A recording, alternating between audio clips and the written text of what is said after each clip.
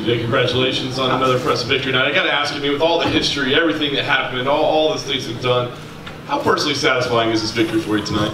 Oh, it's good, man. No matter who it is, you know, getting out there and getting hand raised is very satisfying. So yeah, but a little extra, you know, a little extra back there, just kind of, it's done. Close that chapter. Nice.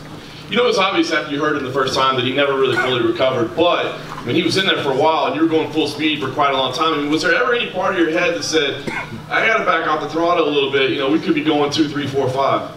I'm in too good a shape to let off the throttle, you know. He's not going to be able to recover. I'm going to be able to push the pace always. I mean, I think that's my fighting style, is that I'm always going to bring it. I'm going to push the pace as hard as I possibly can all the time.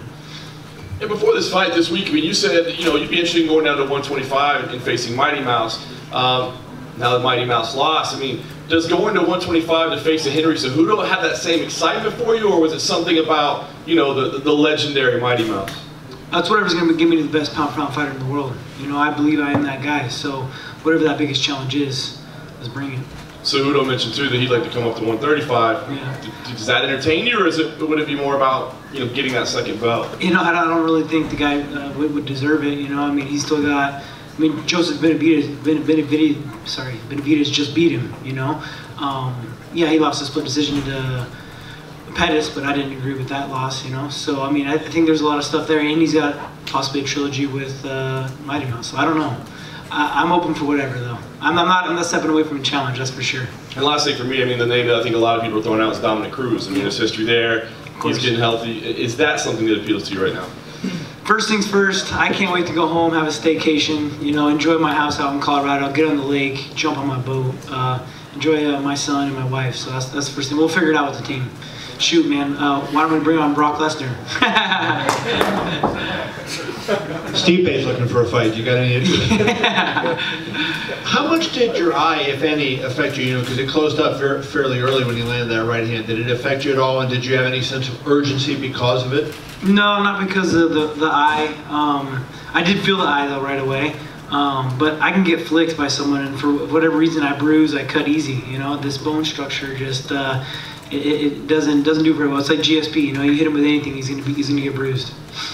Do you feel like, you know, Cody seems like, you know, he has such intense dislike for you, and the fact that, does that work against him? Like, you know, if you're so angry that it takes up some oxygen and maybe works against you, where, you know, if you're a little more relaxed, you were almost taunting him, so you're more relaxed and he's angry. Do you think that worked against him in a way?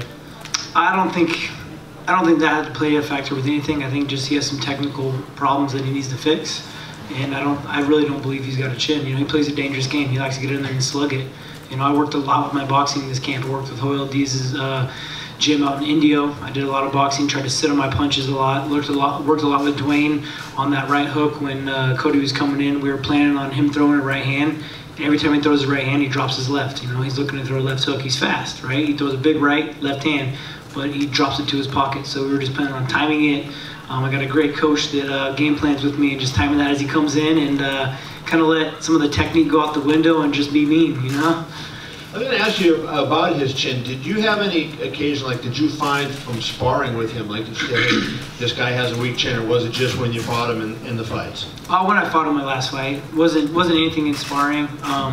You know, Cody was coming into the team as I was leaving, so we didn't really get to work out as much as has been like in the media, you know. It was more when I hit him in that first fight with my foot, and I dropped him with that left kick. I didn't feel like that left kick had anything on it, you know, but it affected him.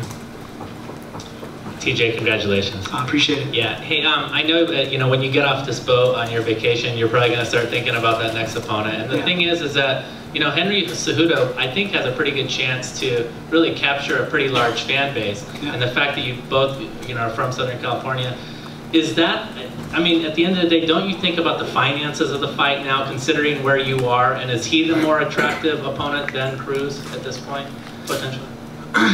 We'll see. We'll see how it all comes together. You know, that's absolutely something you go through your head. I want to be a sportsman. You know, I want to continue to just be the baddest man I can. But yeah, man, it definitely goes through your head on who you're going to fight and who's going to cause the most attention. So I'm up for, like I said, I'm up for whatever challenge bring it. You were lighting him up in that finishing sequence. At any point were you like, hey, Herb, can we finish this? Because it seemed like he was getting messed up pretty good. Yeah, I mean, he wasn't recovered from the first drop, you know, and he got back to his feet. but I wasn't gonna let off. There's no way. I mean, I'm too mean. You know, I'm gonna go until I win, and I didn't have a problem giving a little extra too. You know, that knee was definitely a pretty hard knee. I felt that one, and that one finished him off. You guys had a little bit of a meeting in the cage afterward. Do you remember what you said to him, or if he said anything to you? No, I just gave him a hug. You know, I got respect. You know, I mean, it takes a lot to get where we're at. You know, this is a tough game. This is a crazy life we live. There's a lot of pressure. There's a lot of eyes. You know, he worked his butt off. So, you know, respect. He went out there and did it. Do you think this is finally over between the two of you? This whole feud, this whole rivalry? I said I was going to ruin his career at 35s. You know, I'm here to stay. I'm the king. I want 35s. I don't plan on seeing him again. Last thing for me, were you surprised that Cejudo beat Johnson? And I don't know how much or any that you could watch, but were you surprised? I watched a little bit of it. It was hard. You know, I was getting ready. You know, hitting mitts with Dwayne and getting ready back there. But I saw a little bit of it here and there, and I don't know, it didn't look like the same Demetrius Johnson, you know. Cejudo looked good, and I knew Cejudo was going to be a better fighter coming in the second time. He looked good against Joseph, but Joseph was able to get that victory. But he was a better fighter, you know. He came out and used his wrestling, got on top, but I don't know, it kind of seemed like a little bit of a lackluster fight. You know, I didn't seem like the same Demetrius Johnson. And you still didn't get to show off that jiu-jitsu yet that you were talking about, TJ. I know, I was talking about that with my coach after I dropped him the first time, and I had like that backside control. I should have put the hooks in, but you know, I was too happy punching him. Well, that's, I mean, 2 times in a row you finish him emphatically and violently after taking his best shot. You had your time where you had to be patient and wait your turn. You could argue that you beat Dominic Cruz, very close fight there. Dana said you're in the conversation and very much in the running to talk about being the best champion ever in this division, and you talked about being pound for pound best in the world. Absolutely. What do those things mean to you right now after that humility and that time you had to spend after the Cruz fight to get back to the top of the mountain? Sounds great, man. You know, I worked my butt off to be here. I always fought the best. I always fought the toughest guys. You know, when I lost that decision that I didn't agree with, I was fighting the #1 contenders. You know, John Lineker, Sinsao. I was going through the tough guys and beating them handily. You know, so I should be on a 14-fight win streak. You know, I should be defending my belt. I don't even know how many times right now. You know, but absolutely, I agree with that. TJ, my congratulations. Thank you. Yeah, I have 2 questions. First one, you looked very, very confident on the open workout and the conference and before the fight. Where is this confidence coming from? And the second question is what you were doing different in this fight compared to the first one. The confidence comes from how hard I train. You know, I train harder and smarter than anybody out here. You know, I have the training lab in Anaheim, California, with Sam Calavita that pushes me to the extreme. Not only how hard we go, but the science behind it. You know, the guy's a very smart guy, and that's why I decided to move myself down there. As well as I have the greatest coach in the world. You know, Dwayne Ludwig, not only how great he is, but he's willing to sacrifice and travel out and travel every week to train with me, you know. So I have the best team in the world. I got Juan Archuleta pushing me. I got Cub Swanson. We have a great gym, the training lab. And what I did differently is that I completely tried to switch it up on him. I could be a different fighter every fight. You know, I knew he thought I was going to move my feet, throw a lot of kicks, and use all this flashy stuff. But instead, I kind of waited for him to rush me and met him with his right hand, beat him at his own game. I knew he was going to drop his left, and it happened.